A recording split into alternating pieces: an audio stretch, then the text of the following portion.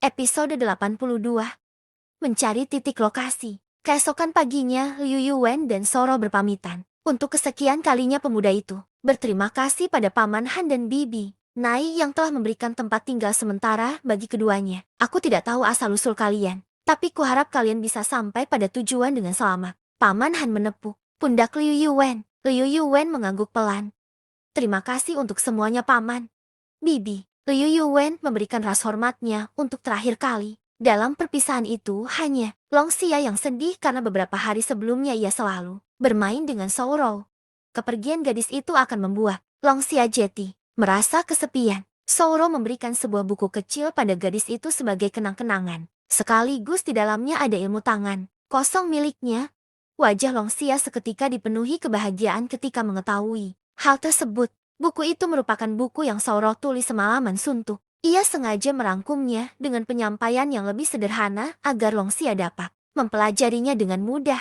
Apa di dalamnya juga ada teknik tendangan seperti yang kakak peragakan kemarin? Tanya Long Xia dengan semangat. Tentu saja. Pastikan Xiar belajar lebih giat. Souro mengelus kepala gadis kecil tersebut. Long Xia mengangguk dengan cukup antusias. Ia berjanji akan rajin berlatih. Setelah ia bisa belajar menghitung, Liu Yuwen dan Souro kemudian meninggalkan rumah Paman Han. Keduanya menuju ke timur, tempat kota yang sering dikunjungi Paman Han dalam menjual hasil panennya. Menurut Paman Han, membutuhkan waktu 4 jam untuk pergi ke kota tersebut jika berjalan kaki. Namun, Liu Yuwen dan Souro yang menggunakan ilmu meringankan tubuh bisa sampai di sana dalam kurun waktu 1 jam. Liu Gege. Apa ini yang dimaksud kota oleh Paman Han? Tanya Souro dengan ragu. Kurasa demikian.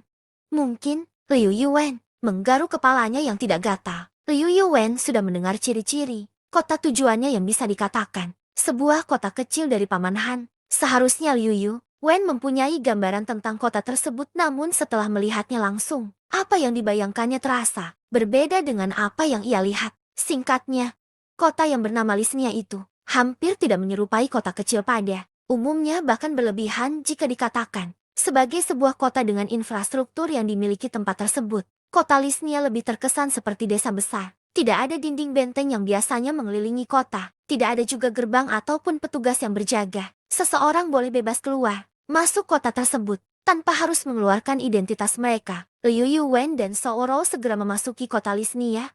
Keduanya berjalan bersisian sambil melihat-lihat sekitarnya. Jumlah penduduk kota Lisnia umumnya lebih sedikit untuk seukuran sebuah kota. Liu Yuwen berjalan pelan sambil memikirkan langkah yang harus ia ambil. Selanjutnya, Liu Yuwen mempunyai sebuah peta yang menampilkan daratan Kekaisaran Langit Utara secara keseluruhan. Masalahnya, sebab teleportasi sebelumnya membuat ia tidak mengetahui keberadaan lokasi dirinya ada di mana. Kota Lisnia sendiri tidak ada di peta yang Liu Yuwen miliki, menunjukkan kota tersebut begitu terpencil hingga pihak Kekaisaran tidak mengetahui keberadaannya. Sebab itu, kedatangan Liu Yuwen ke kota Lisnia untuk mencari kota terdekat yang lebih besar dan terkenal agar Liu Yuwen bisa mengetahui jelas titik lokasinya sendiri. Liu Gege.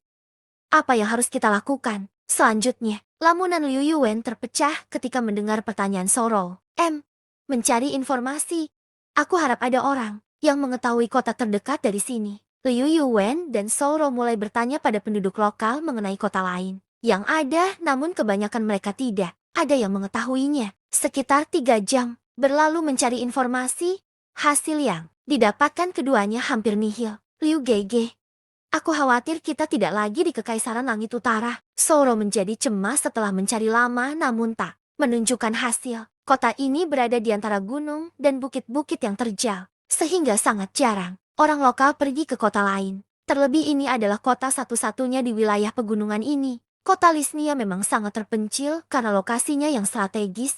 Kereta kuda dari luar wilayah pegunungan tak dapat masuk ke kota ini, begitu juga sebaliknya. Di kota Lisnia, Liu Yuwen bahkan tidak menemukan satupun kultivator yang hidup di sana. Liu Yuwen tetap berpikir positif meski pencariannya belum menemukan hasil yang memuaskan. Kota terdekat, aku tidak yakin kalian bisa menemukannya. Bukannya kami tidak mengetahui, tetapi memang tidak ada kota di sekitaran pegunungan ini. Jelas salah satu pedagang buah yang ditanyai Liu Yuwen. Apa paman pernah mendengarnya? Setidaknya sekilas saja.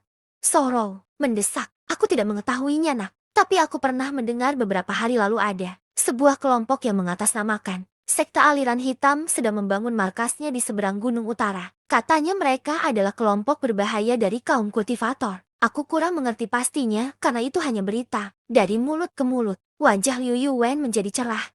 Itu bisa menjadi petunjuk untuk keduanya. Nak, sudah aku katakan itu tempat berbahaya. Kenapa kalian seolah senang mendengarnya? Pedagang itu keheranan melihat ekspresi Liu Yuwen. Bagi penduduk lokal kota Lisnia, mereka memang kurang memahami tentang pembagian aliran hitam putih dalam dunia persilatan, bahkan seorang kultivator saja mereka belum pernah melihatnya kecuali hanya dari cerita saja. Tidak paman, hanya perasaanmu saja. Liu Yuwen tertawa kecil sebelum kemudian bertanya lebih rinci tentang sekte aliran hitam tersebut. Liu Yuwen beralasan ia ingin menghindari tempat tersebut sehingga harus mengetahuinya lebih spesifik, padahal ia ingin berkunjung ke sana. Liu Gege, apa kau yakin ingin pergi ke sana seorang diri? Tanya Soro. Keduanya saat ini sudah tiba di markas sekte aliran hitam dan sedang bersembunyi di relumputan tak jauh dari gerbang sekte tersebut. Berbeda dengan sekte aliran putih yang keberadaan lokasinya diketahui secara terang-terangan. Kultivator aliran hitam harus membangun sekte mereka secara sembunyi-sembunyi. Entah sebuah kecelakaan atau memang disengaja, tetapi informasi markas sekte baru ini sudah bocor ke dunia luar sehingga para pedagang yang bukan dari dunia persilatan sekalipun telah mengetahuinya. Jika kita membutuhkan petunjuk, maka satu-satunya cara adalah bertanya pada mereka. Liu Yuwen mengangguk pelan. Tapi bagaimana jika Soro menggigit bibirnya? Teringat nasib terakhir kali keduanya ketika dikepung sekte aliran hitam. Tenang saja. Paman itu menyebutkan bahwa sekte ini baru membangun markasnya. Kemungkinan mereka adalah sekte kecil yang bahkan belum mempunyai reputasi di dunia persilatan. Sepengetahuan Liu Yuwen, sebuah sekte dikatakan besar jika di dalamnya mempunyai kultivator alam kaisar baik satu orang ataupun lebih. Sementara untuk sekte menengah, kekuatan pemimpinnya berada di alam nirvana. Begitu juga dengan sekte kecil yang kemungkinan besar orang terkuat dari mereka adalah kultivator alam raga. Liu Yuwen meyakinkan Soro bahwa dirinya akan baik-baik saja. Setelah gadis itu bisa lebih memahami keadaannya, barulah Liu Yuwen keluar dari semak-semak dan berjalan santai ke markas sekte tersebut. Sontak saja dua penjaga yang sedang bertugas bereaksi atas kedatangan pemuda tersebut. Episode 83 dengan judul Petunjuk Jalan ERC 3N. Siapa kau? Kenapa kau ada di sini? Dua penjaga sekte mengarahkan tombak ke arah Liu Yuwen. Aku kesini ingin bertanya arah. Liu Yuwen menggaruk kepalanya. Apakah kalian bisa menunjukkan kota terdekat dari sini? Liu Yuwen sebenarnya bertanya dengan sopan. Bukannya ia takut pada lawannya, melainkan akan lebih baik semuanya berjalan tanpa kekerasan. Hanya saja dua penjaga itu langsung bereaksi dengan keras. Kau pikir ini tempat petunjuk jalan? Berani kesini seenaknya? Penjaga itu terlihat murka. Benar. Dia terlalu santai mendatangi markas kita. Apa dia menganggap sepele sekte taring serigala? Kalau aku tidak memberi pelajaran kepadamu hari ini, maka sekte kami akan diremehkan di masa depan. Serang dia. Bersamaan, tanpa basa-basi kedua penjaga itu melompat dan memberikan serangan pada Liu Yuwen. Liu Yuwen menggelengkan kepala pelan sambil menghela nafas panjang. Padahal aku hanya ingin bertanya.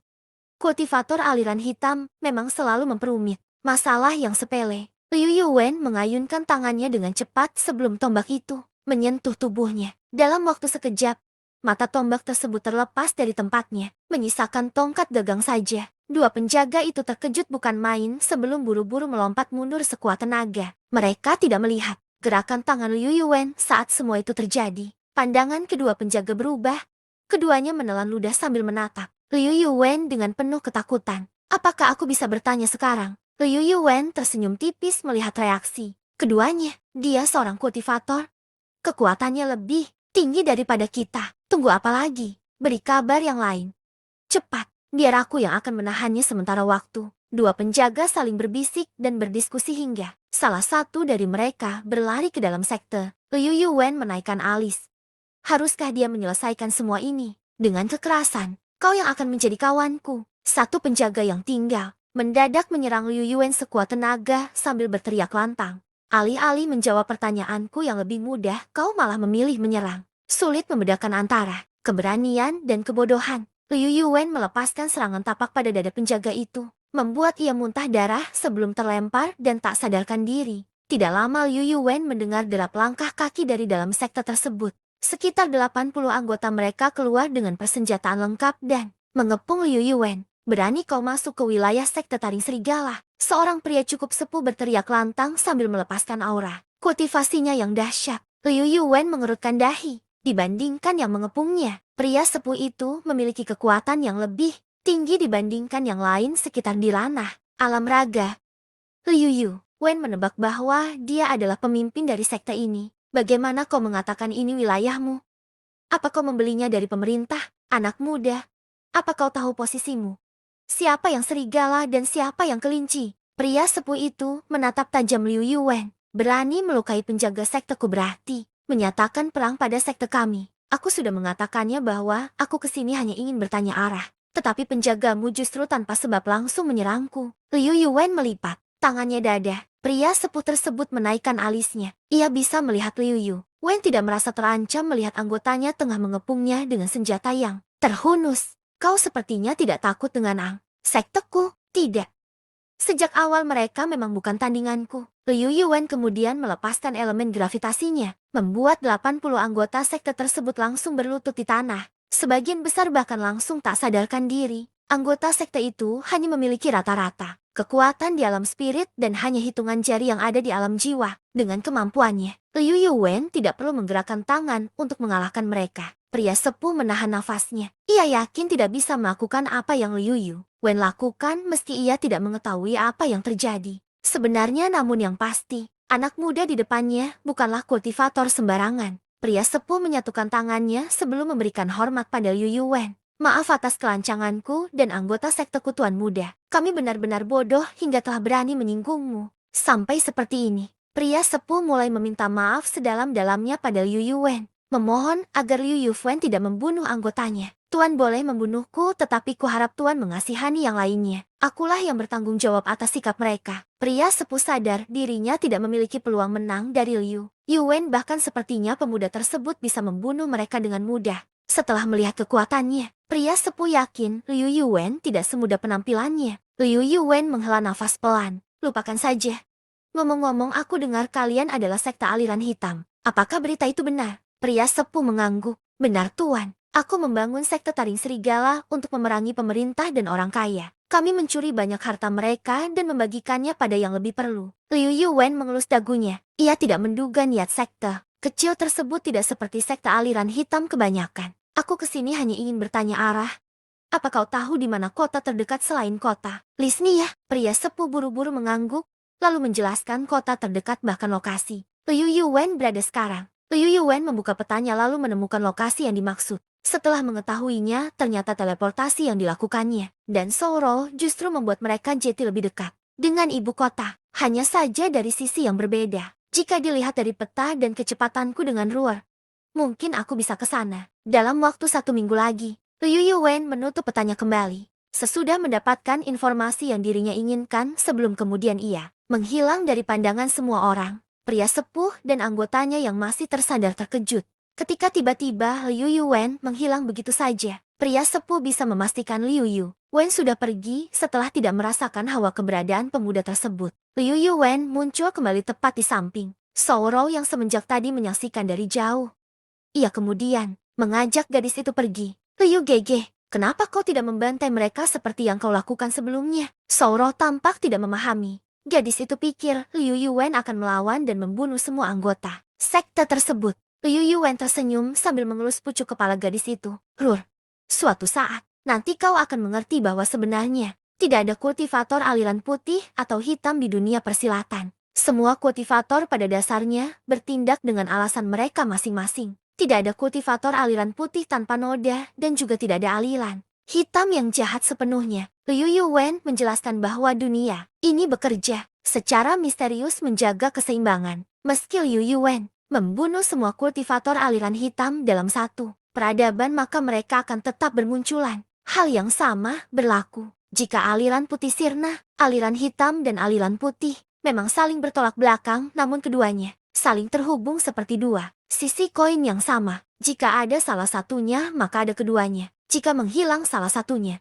maka hilang pula keduanya. Liu Gege, aku memahaminya, ucap Souro pelan. Liu Yuan tersenyum lembut sebelum mengangguk pelan. Bagus. Kalau begitu kita pergi ke utara. Seharusnya tidak lama lagi, kita bisa sampai ke ibu kota. Sauro mengangguk. Keduanya kemudian melanjutkan perjalanan yang sebelumnya tertunda. Episode 84.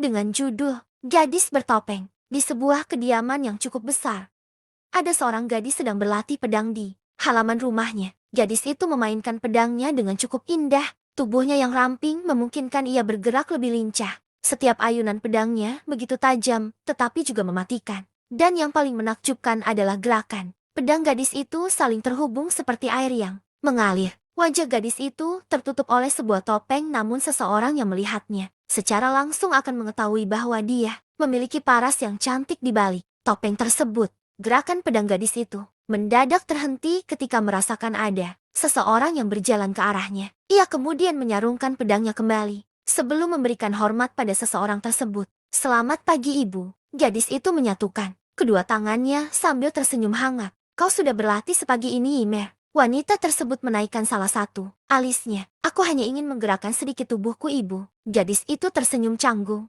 "Jangan membohongi Ibu Yiner. Aku sudah merawatmu sejak kecil dan kau tidak terlalu pandai dalam soal berbohong." Wanita yang disebut ibu dari gadis itu memutar matanya. "Ngomong-ngomong, kenapa kau masih memakai topeng? Di sini hanya kita berdua." "Maaf, Ibu." Gadis itu kemudian membuka topengnya.